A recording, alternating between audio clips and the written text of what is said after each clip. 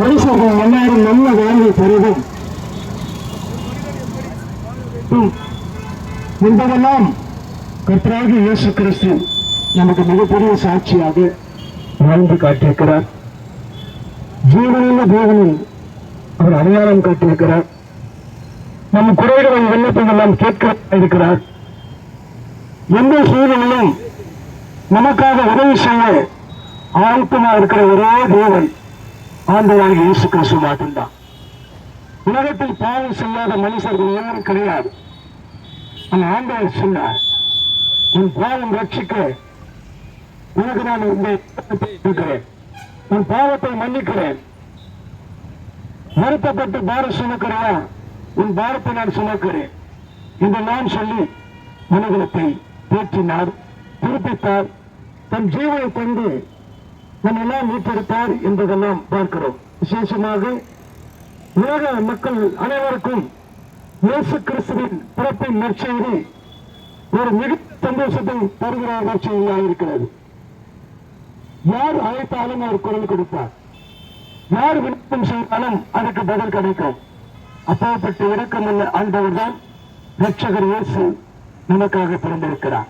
அவர் இதோ அவரால் நாங்கள் நன்மை பெற்றவர்கள், நாங்கள் அநேக ஆசீர்வாதங்களை பெற்றவர்கள். சிறப்புக்கும்படி அருமையான வணக்கம் குரு.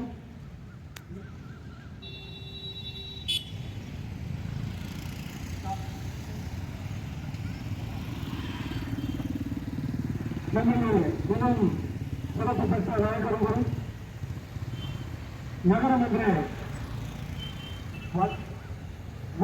நகரமன்ற உறுப்பினர் இருக்கிற அருமையான தேவனுடைய மகிமையை பெற்று தேவனுடைய ஆசீர்வாதத்தை பெற்று எந்த சூழ்நிலை உலகத்தில் நாம் வாழ்ந்தாலும் முதல் அன்பு சகோதரன் அவர்கள்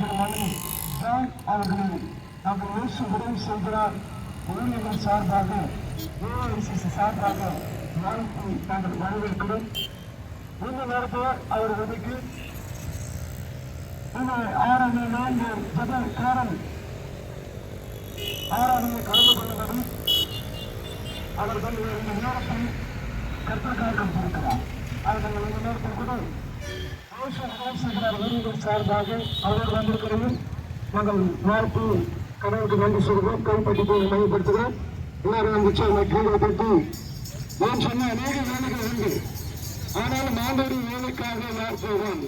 வேறு சொல்கிறது, எனக்காக யார் போவார்கள்? நமக்காக அவர் பிறந்திருக்கிறார். ரட்சகர் உனக்காக பிறந்திருக்கிறார். உன் வாழ்வை சீர்படுத்த பிறந்திருக்கிறார்.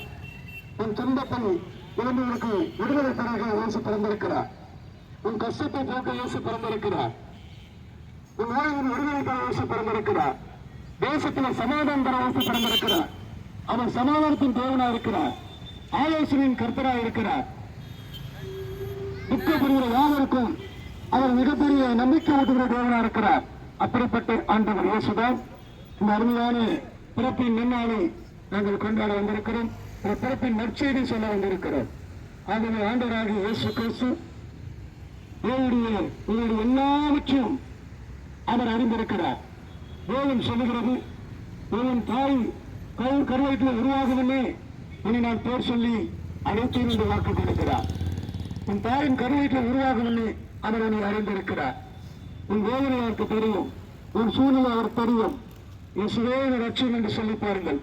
நிச்சயமாய் உன் வாழ்க்கையில் அவர் ரட்சித்து மிகப்பெரிய விடுதலை தருவார், மிகப்பெரிய ஒரு எழுப்புதலை தருவார், ஜெயம் கொடுப்பார். ஒரு நாள் நான் ஆண்டவரை அறியாதவர்தான் இருந்தேன், உலகத்துக்குரிய ஊட்டத்தை கொடுக்கொள்கின்றேன். இயேசு என்றால் எனக்கு யாரும் தெரியாது. இயேசுவை மறுதளித்தவன், பல பாடுகள் அனுபவித்தேன், பல நோய்களினாலே 2002 தற்கொலை பிடியிலே அகப்பட்டு தற்கொலை செய்வதற்காக நான் ஏற்பட்டேன். அது வரைக்கும் இயேசு எனக்கும் அவருக்கு எந்த உறவும் கிடையாது. இயேசு ஒரு அந்நிய தேசம் கடல் என்று சொல்லலாம் விமர்சனம் பண்ணினவனா.